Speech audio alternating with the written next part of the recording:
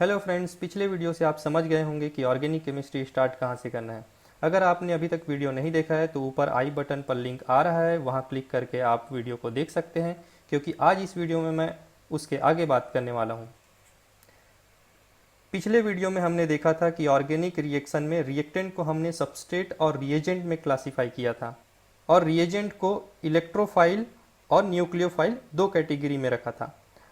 आज मैं बात करने वाला हूँ इन्हीं दो स्पीसीज इलेक्ट्रोफाइल और न्यूक्लियोफाइल के बारे में, कि ये क्या होते हैं और किसी रिएक्शन में इनका क्या रोल होता है, क्या इनकी प्रॉपर्टी होती है और इनको कैसे क्लासीफाई किया जाता है।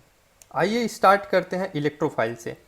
इसका डिफिनेशन नीचे डिस्क्रिप्शन बॉक्स में दिया हुआ है, वहाँ से आप इसे नोट कर सकते हैं। यहाँ पर मैं इसके इंपॉर्टेंट पॉइंट के बारे में डिस्कस करने वाला हूँ।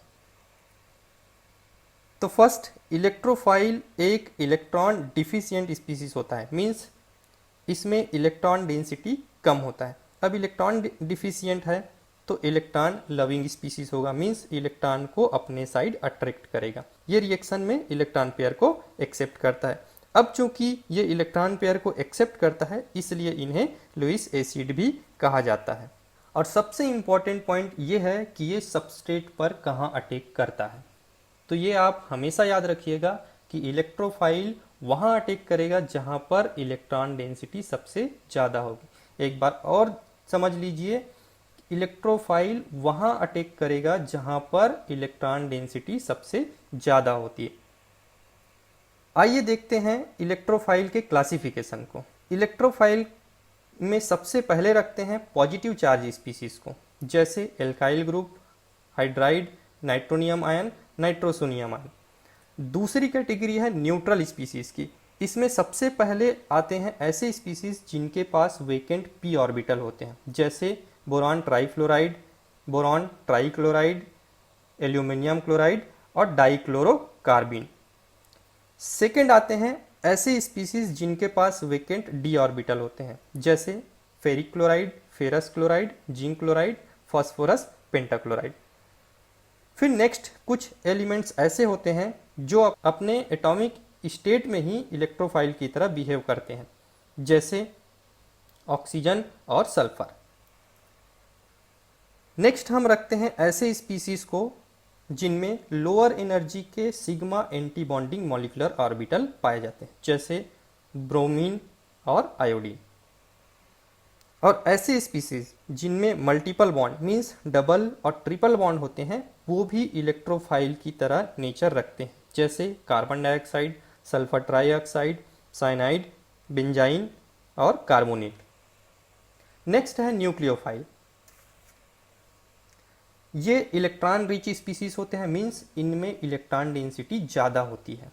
ये न्यूक्लियस लविंग या पॉजिटिव चार्ज लविंग स्पीसीज होते हैं, और ये रिएक्शन के टाइम इलेक्ट्रॉन पेयर डोनेट करते हैं, और इसलिए इन्हें लुईस बेस भी कहा जाता है। अब न्यूक्लियोफाइल अटैक कहाँ पर करेगा, तो समझ लीजिए अच्छे से। न्यूक्लियोफाइल उस पॉइंट पर अटैक करेगा जहाँ पर इलेक्ट्रॉन डेंसिटी सबसे कम होता है।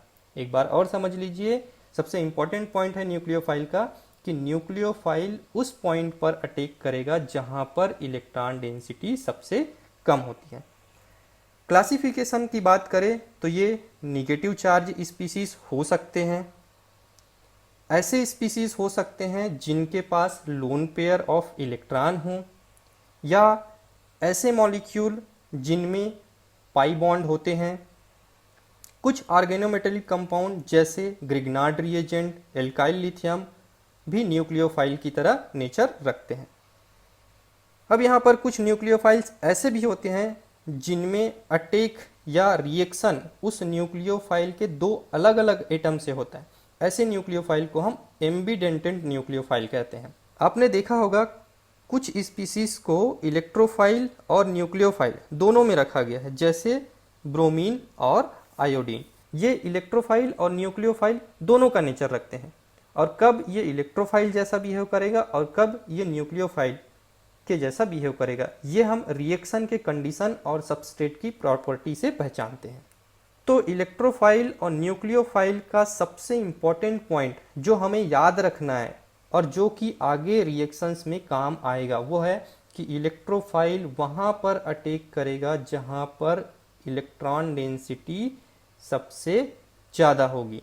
मीन्स सबस्ट्रेट के उस पोजीशन पे इलेक्ट्रोफाइल अटैक करेगा जहाँ पर इलेक्ट्रॉन डेंसिटी ज़्यादा होगी, और न्यूक्लियोफाइल वहाँ पर अटैक करेगा जहाँ पर सबस्ट्रेट में या उस पोजीशन पे सबस्ट्रेट के जहाँ पर इलेक्ट्रॉन डेंसिटी कम होती है। और सबस्ट्रेट में इलेक्ट्रॉन डेंसिटी कहाँ पर कम होगी और कहाँ पर ज़्यादा होगी ये हमको पता चलेगा इलेक्ट्रॉनिक डिस्प्लेसमेंट में, जिस पर मैं आगे एक एक करके वीडियो बनाने वाला हूँ। आगे आने वाले वीडियोस के लिए चैनल को सब्सक्राइब कर लीजिए और बेल आइकन को जरूर प्रेस कर ले ताकि आपको नोटिफिकेशंस मिलते रहे। Thank you.